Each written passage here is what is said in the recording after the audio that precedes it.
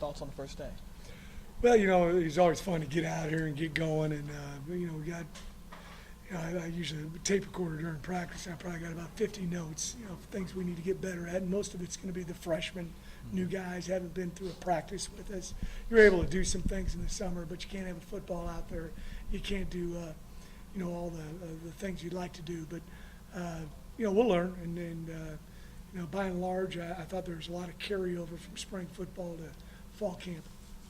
Knowing what's expected of this group, will you coach them even harder this fall? Oh, I think I coach the same way, irregardless of, our expectations are high every year. We want to do great things, so I don't think there's going to be anything different from me, and there shouldn't be. Some transfers in the lineup right away, right? We got some guys that we think are going to be able to play right away. Noah Fisher, we think got a chance to start for us and be a really good player in the American. Freddie Canteen, I saw him. He did some good things today. And there's a couple other transfers we got, but they've been here for a year. Corey Dauphine being one of them. So yeah, the best guys are going to play. Is it fair to give an assessment 1 year later on whether or not, with the eyeball test, this team is better than last year? Yeah, I think I know we're stronger. In the weight room, you're able to, analytically look at that, comparing the numbers between before we got here and now, and last year to this year. So we are a stronger team. I think we're a faster team. We ran 40s a couple weeks ago and had some really good times. So, I think we've definitely developed these guys physically.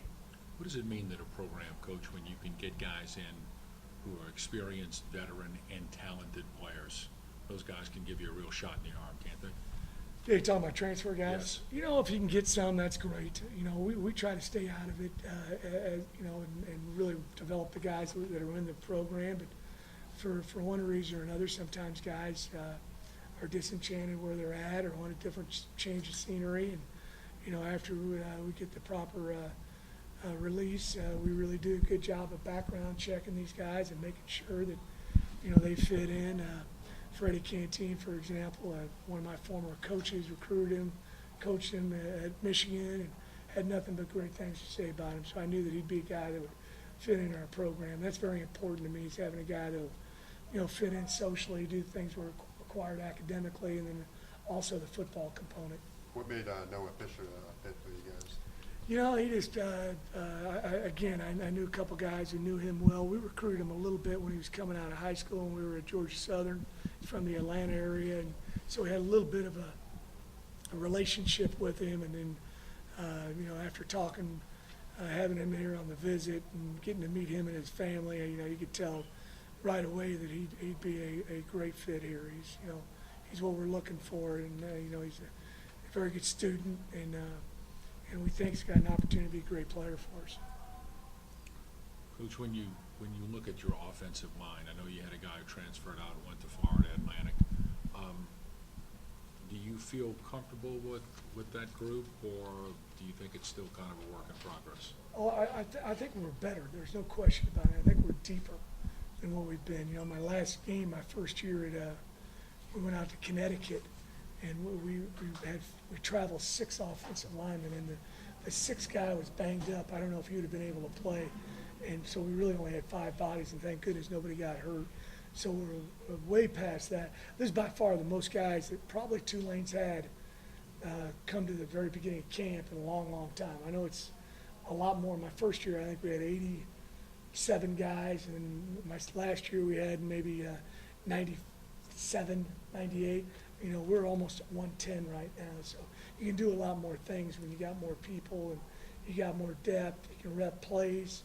Maybe there's a few guys getting reps that might not play for you a lot, but there's probably some other guys on the field who will. So you're getting benefit out of it all the time. Coach, do you worry about the pressure that maybe Jonathan may put on himself to get this team over the hump this year? No, he's an important part of our offense and our team, but everybody's got to get better. I think he's improved. He's a gym rat. He's a student of the game. He's in there, visiting with our coaches, watching videotape. The thing with him, I got to be careful that he doesn't overtrain. Sometimes doing things. On the weekends, we were trying to get the guys kind of, rest and recover on Saturdays and Sundays, and he wanted to go out and do more stuff, which I'd rather have a guy that way than you're having to beg him to get in the weight room or throw the ball around or whatever the case may be. I think, he's excited about, the evolution of our offense, and also, he saw the improvement in the last 3 or 4 games, and we need to keep improving. Since you've been here, you've had a really good stable of running backs. How would you assess this group I think you we're have really now? good at running back. I'll be surprised if we're not as good as what we were last season at the running back position. The addition of Dauphine and Carroll, I think, is going to be a really good back. He ran 4.4 the other day and raised 228. It looks like he's a senior in college. He's an incoming freshman. Amari Jones, I think he's got tremendous change of direction. And, combine those guys with, Brad Willis played a lot of football for us, Stephon Hutterson, and also Devin Glenn. I think we got a lot of depth there and a lot of talent. How important is